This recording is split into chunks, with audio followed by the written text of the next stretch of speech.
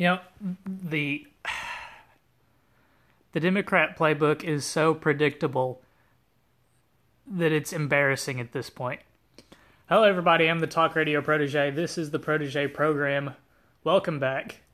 If you've been following me so far, you know that I am no feminist when it comes to allegations of sexual misconduct. And again, we have another high-profile Republican candidate who's being accused of sexual misconduct by Democrats in the media, and it's the boy who cried wolf syndrome at this point. You know, I'm not old enough to remember Clarence Thomas being nominated to the Supreme Court, but I've heard the stories over and over and over again. How he was accused by one Anita Hill. Her testimony was sketchy. Her character was sketchy. She's all but officially debunked at this point. She has no credibility left. Thomas was approved for the Supreme Court in light of her allegations. You had Herman Cain, who was accused of sexual misconduct while he was running for president back in 2012. And, I do recall this. I was paying attention at that time, and I recall that one report of the Cain campaign headquarters was that it was chaos.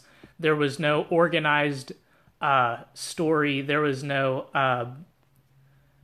the type of things that would be indicative of a cover-up in this kind of event. And I recall Mr. Cain stating that it was chaos because they were relying on the truth. They didn't have an organized story because their story was the truth. There didn't have to be a big campaign, a big PR campaign against the accusations because Mr. Cain was relying on the truth. And then you had the accusations made against candidate Trump.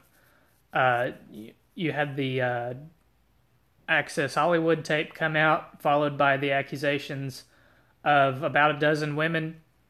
And, it's just mudslinging. And now you have Roy Moore, who's been accused by at least two people making these accusations from periods long ago. And it continues to baffle me that these allegations come out at such key times. It continues to astound me that I'm tempted to say women in general, but I think that would be unfair to the vast majority of women, particularly left-leaning women, are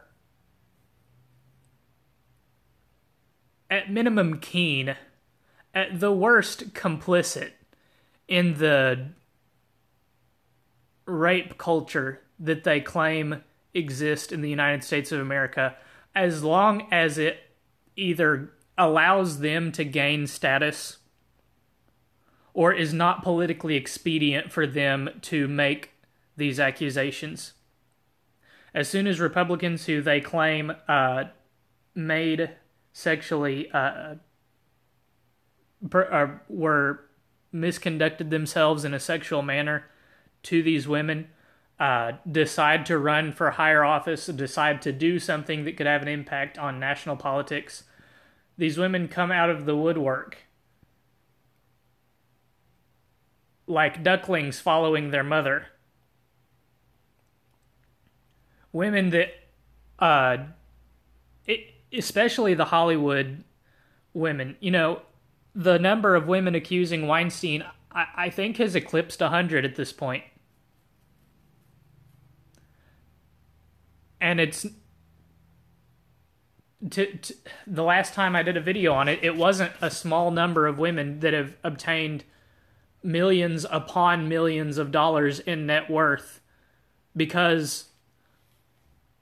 arguably because of their silence on the issue of Mr. Weinstein and his misconduct. So, I know the left won't, but you'll excuse me if I have a hard time believing these accusations at this time.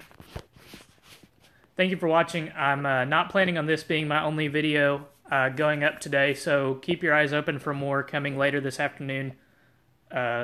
Leave a like, make sure you subscribe, hit the bell for notifications so that you don't miss a single video. Leave a comment, let me know what you're thinking, let me know if you believe these allegations or not. Do you think that this is part of the Democrat playbook, or if this is something else? Let me know what you're thinking. Thanks for watching, and come back for the next one.